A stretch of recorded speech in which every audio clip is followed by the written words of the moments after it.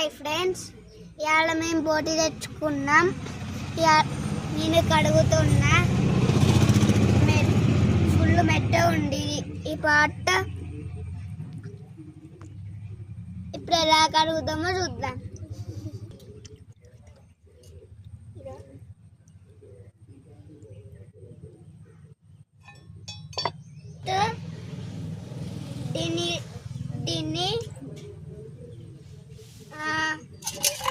First దీన్ని వేడి నీళ్ళల్లో పెట్టాలి.